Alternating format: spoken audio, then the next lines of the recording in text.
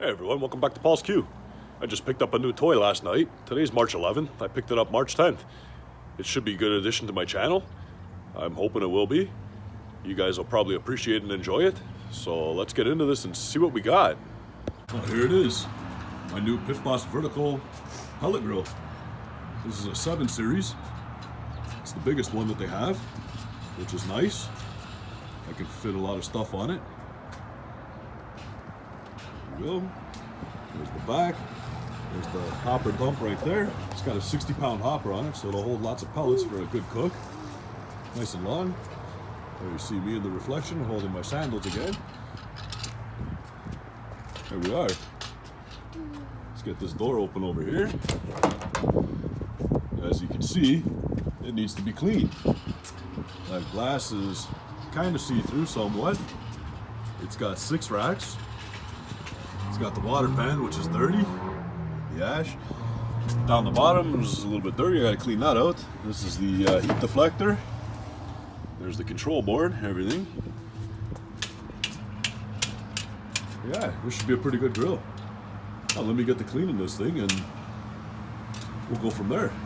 Okay, first we're gonna start by attempting to clean that glass. We're just using your regular Scotch-Brite sponge with a scrub pad on it. And I'm just using warm soapy water. The soap I'm using is Dawn dish detergent. Someone told me that should work really nice to clean this up. So let's see what it does.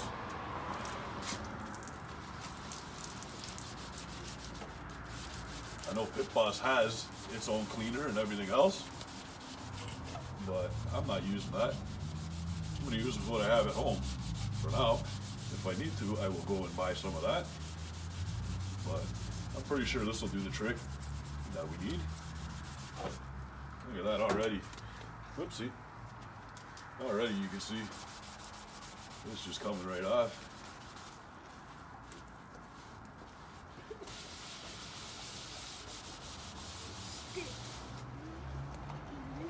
A little more.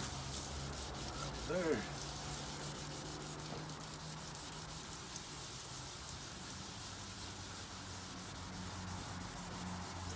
You're gonna have to put a little elbow grease into this, but it's worth it in the end, I'm hoping.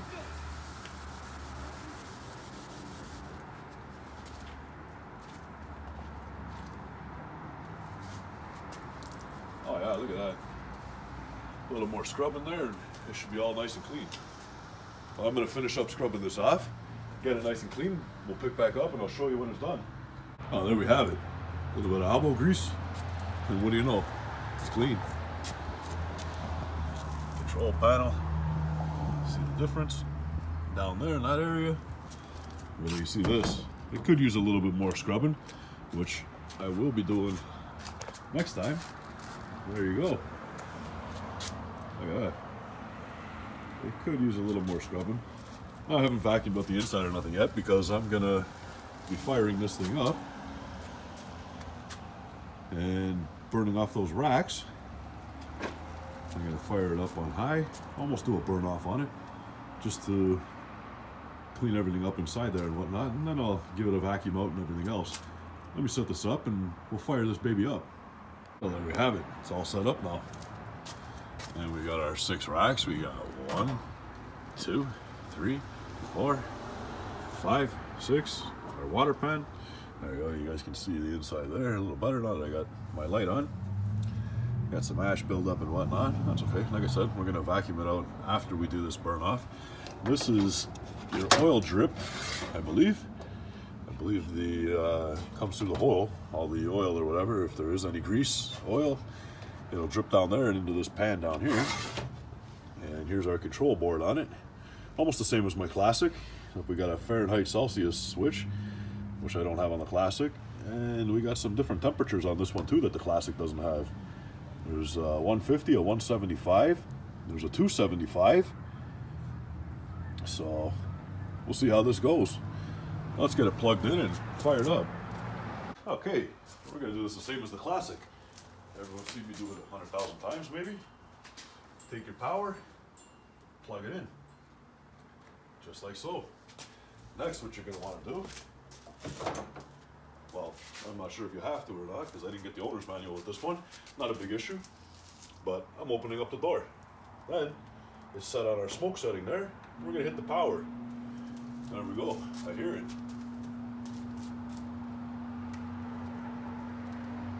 So now, we're gonna let the auger feed in to the fire pot, just the same as the plastic. Let it accumulate some pellets, and then eventually it'll start smoldering, and then poof, the fan, everything kicks in, and automatically, boom, you got fire. We'll pick back up once we get some smoke rolling in there. All right, we've been, well, probably about 30 seconds or so. Not sure if you can see that smoke coming out of her yet. Well, we got smoke coming out, so we should have ignition real soon. You guys can hear it running. It's a lot quieter than the classic that I have. There you go. Now you can see the smoke. Fire it up. Yeah, this thing's a lot quieter than the classic.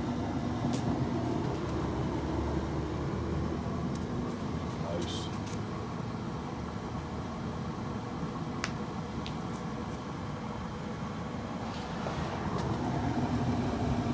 I believe we have ignition now.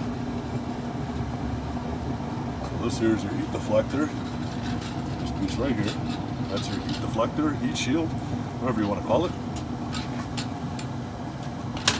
Oh, it's fired up.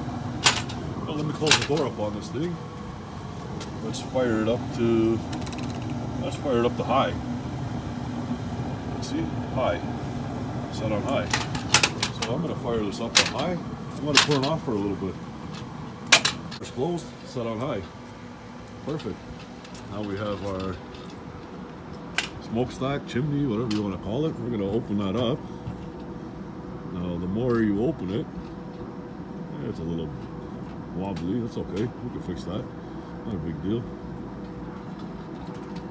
It just takes a little adjusting there. Alright, good enough for now.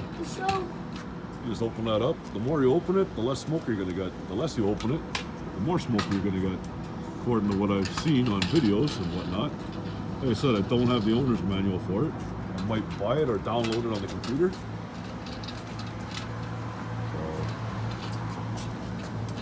So, see inside through the window, through the glass. Beautiful.